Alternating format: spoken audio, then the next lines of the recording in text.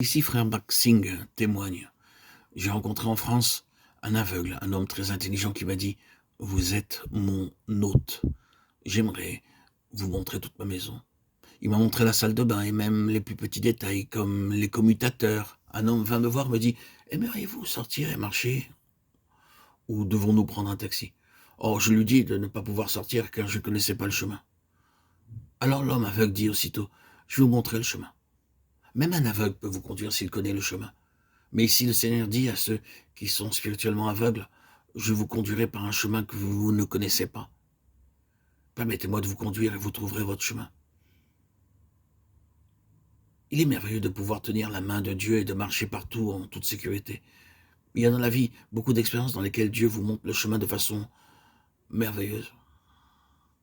Quelques années auparavant, nous avons eu dans un village une réunion d'évangélisation après des réunions en plein air faites en ville. La nuit était tombée et nous avons dû parcourir plus de 15 kilomètres jusqu'à l'endroit de la réunion. Et personne de l'équipe ne connaissait le chemin. Il n'y avait pas de route ni de sentier, nous n'avions pas de lampe de poche pour nous diriger. Nous ne pouvions que prier. Seigneur, conduis-nous au but. Quoi qu'il en soit, nous avons trouvé l'endroit. Je ne sais vraiment pas comment, mais une main invisible nous a conduits. Je ferai marcher les aveugles sur un chemin qu'ils ne connaissent pas. Je les conduirai par des sentiers qu'ils ignorent. Je changerai devant eux les ténèbres en lumière et les endroits tortueux en plaine. Voilà ce que je ferai, et je ne les abandonnerai point. Ésaïe 42, 16. Les aveugles ne peuvent pas trouver leur chemin. Certes, ils peuvent se déplacer sur de courtes distances pour venir prendre la nourriture, le thé, à table, mais ils ne peuvent pas parcourir seuls de longs trajets. Il peut y avoir dans votre vie beaucoup de situations difficiles et vous vous sentez embarrassé. Vous avez quelle décision prendre?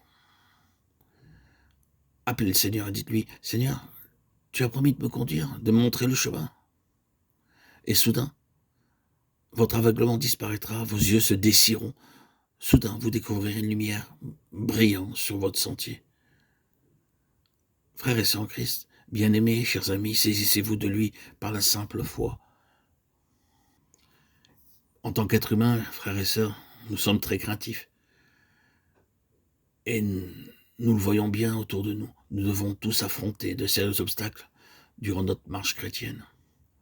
Toute crainte ou difficulté, qu'elle nous vienne sous la forme d'une tentation, d'une épreuve ou d'une souffrance, nous apparaît comme une montagne. Nous sommes aveuglés par la monstruosité de l'épreuve, la hauteur de cette épreuve. Mais rappelez-vous, frères et sœurs, ayez la foi toute simple, qui abat tous les obstacles, si rudes qu'ils puissent être. Par la foi dans le Seigneur Jésus-Christ, tout est vaincu. Nous devenons vainqueurs. Par la foi, des croyants faibles deviennent puissants, et en affirmant les promesses de Dieu, ils continuent leur marche en vainquant tous les obstacles de leur vie. Vous trouvez cette pensée clairement exprimée dans le livre des Actes. Les disciples furent menacés par le souverain sacrificateur et par les autorités supérieures, mais tandis qu'ils priaient, le lieu trembla. Actes 4, 31, 33.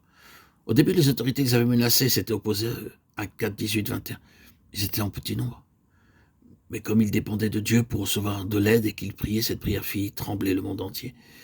Ils commencèrent à battre la montagne comme on bat du blé. Allez voir, on les prenait pour des personnes ordinaires. Mais ils savaient mettre leur confiance en Dieu. C'est ainsi, frères et sœurs en Christ, bien-aimés auditeurs, auditrices, que tout croyant peut devenir en quelque sorte un nouvel instrument de battage efficace. Et il peut se réjouir de la victoire que le Seigneur accorde en toute épreuve.